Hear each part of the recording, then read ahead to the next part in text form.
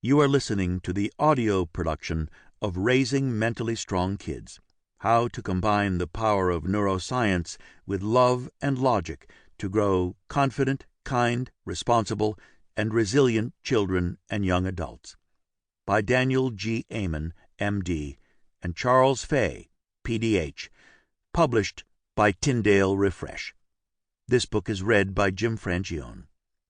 To access the supplemental material associated with this audiobook, please visit Tyndale, tyndale.life/Raising Mentally Strong Kids. Forward by Jim Fay, co-founder of the Love and Logic Institute. By the time you open this book, I will have worked with kids, parents, and educators for 70 years. I'd like to tell you that it was always a great success, but unfortunately the first segment of that time was spent using some of the old traditional methods of rant, rave, and rescue. These worked with sweet, compliant kids, but often backfired with strong-willed and stubborn kids. I coined the term helicopter parent and drill sergeant parent because I realized that I was a bit of both. I'd also like to brag that I raised my first two kids, but they were really raised by my father inside my head. Every time I opened my mouth, his words and voice came out. I tried to be more patient, but I always defaulted to discipline with decibels and a helicopter rescue every time something went wrong. My dad was still running my life. I didn't like it, even though I had grown to love him. In 1968, as a teacher, I was stumbling all over myself because of my lack of classroom management skills. The sweet kids were afraid of me, and the defiant, uncooperative ones viewed me as weak. As a result, I barely made it through the year and was about to give up. But having been raised by a stubborn Irishman who harped on the notion that nothing is worth doing unless it's unpleasant, I couldn't see myself walking away from this misery. I couldn't give up on teaching. I had to master it, so I desperately clawed my way through a master's degree at the University of Denver. That helped a bit. What really made the difference was the gift of being able to work with some tremendous experts in the field, attend a dizzying number of their trainings, and share all of this with my son, Charles. Though he was in early elementary school at the time, he listened with great interest, and he didn't complain much when I used him as a test subject. Our relationship blossomed over our discussions of human nature, psychological theories, and muscle cars.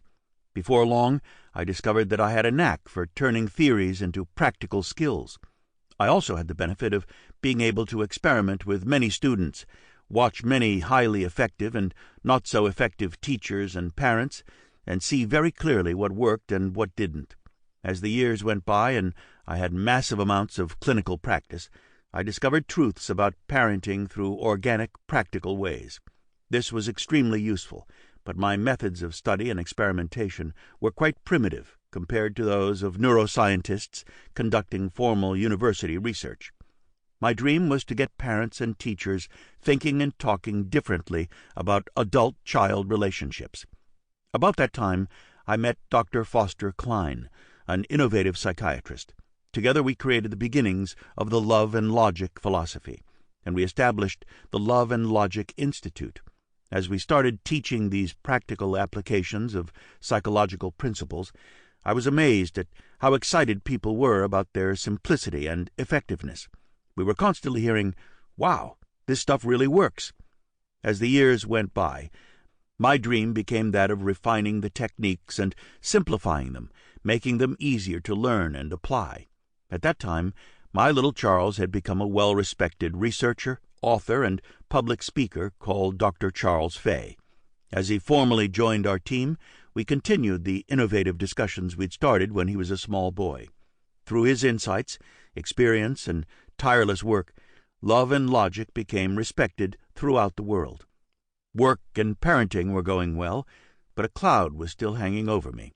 In my insecurity, I continued to wonder, what if my discoveries fall flat in the face of the modern research being done on the brain?